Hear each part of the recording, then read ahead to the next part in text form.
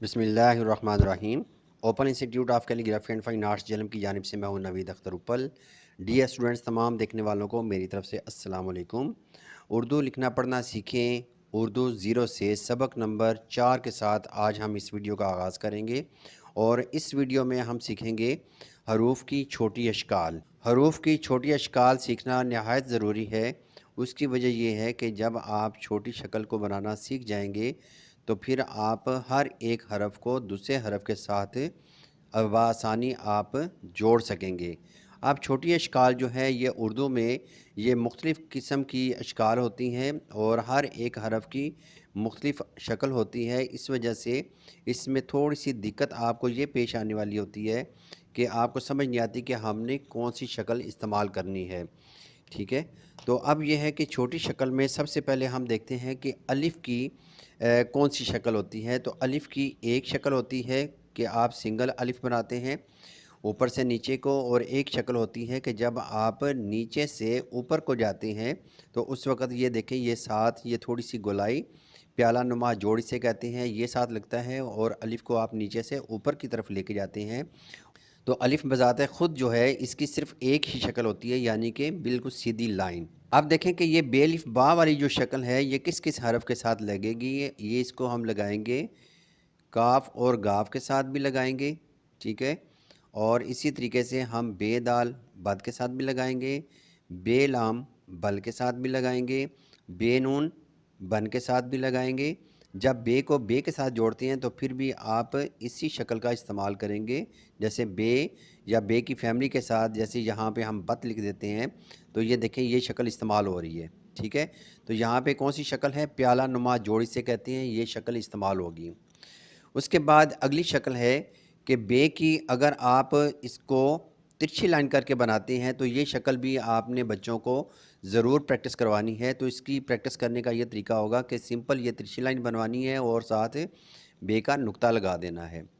अब ये जो शक्ल है ये इस्तेमाल होगी जब आप जीम के साथ कोई भी हरफ जोड़ते हैं तो ये शक्ल इस्तेमाल होगी। जैसे हम लिखते हैं बज, अगर चे के साथ लिखते हैं फिर भी यही शक्ल इस्तेमाल हो रही है, बज, ठीक है। उसके बाद अगर यही शक्ल इस्तेमाल करनी है तो आप मीम के साथ इसको इस्तेमाल करेंगे, जैसे बम। और यही शक्ल इस्तेमाल होगी हाय दो चश्मी के साथ, ये देखें बे और हाय दो चश्मी ब, ठीक है। तो ये कौन सी शक्ल है, ये तिरछी लाइन वाली शक्ल है बे की। उसके बाद ये देखें कि अगली शक्ल है कि आप रे की तरह इसकी शक्ल बनाते हैं, ठीक है। तो रे की तरह शक्ल जो बनती है ये बनेगी बे और सीन के साथ, इसकी शक्ल बनेगी बे सीन।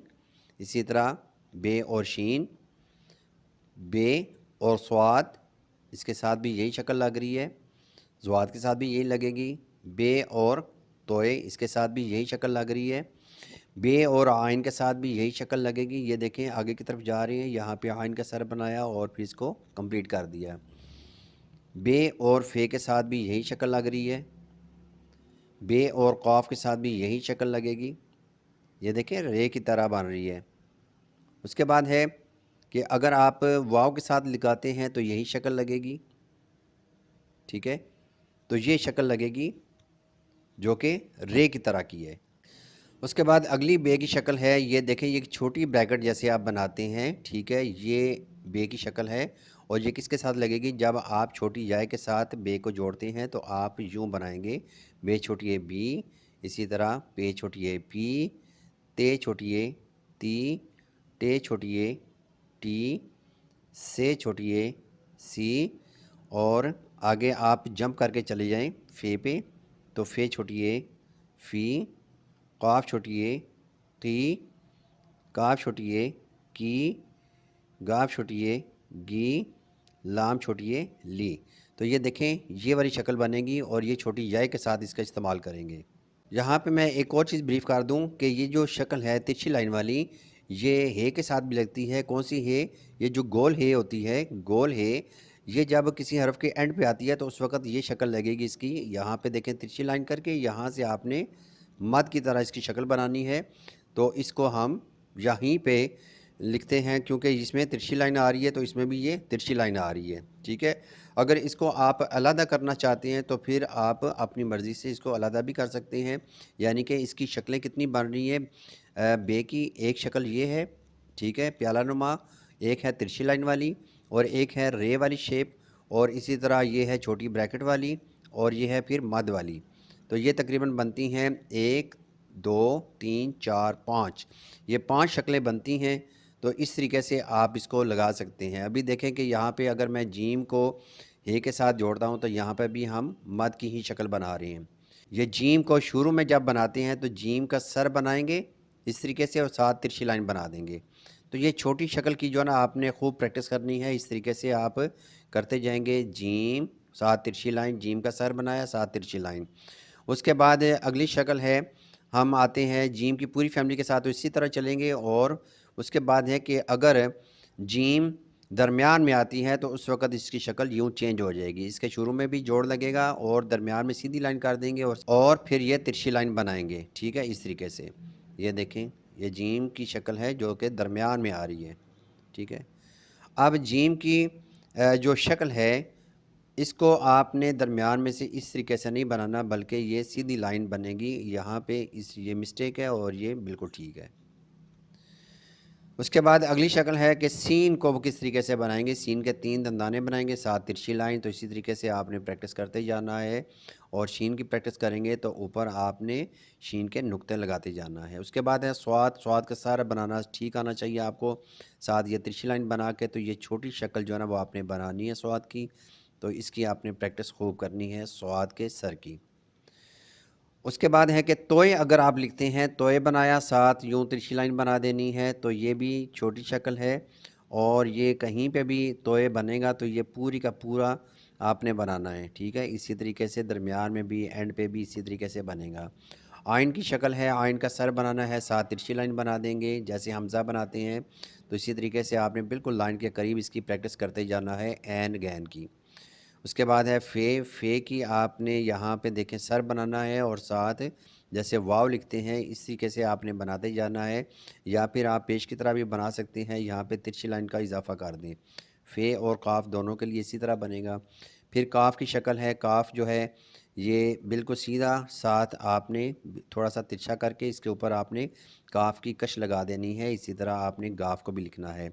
लाम की भी यही शक्ल है, शुरू में, दरमियान में, एंड पे तो गोलाई आ जाती है, लेकिन जो छोटी शक्ल है तो ये वाली बनेगी जैसे आप लिखते हैं लाम व लो, ठीक हो गया।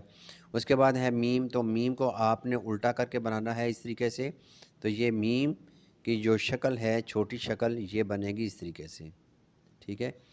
उसके बाद है कि अगर आप नून की शक्ल देखें तो नून की शक्ल वही बनती है कि जो बे की शक्लें बनती हैं। तो सिर्फ यह है कि नून का नुक्ता ऊपर आ जाता है। जैसे हमने बेलिफ बा बनाया था, नीचे लगाने की बजाय आप नुक्ता ऊपर लगाएंगे तो ये नून अलिफ ना बन जाएगा।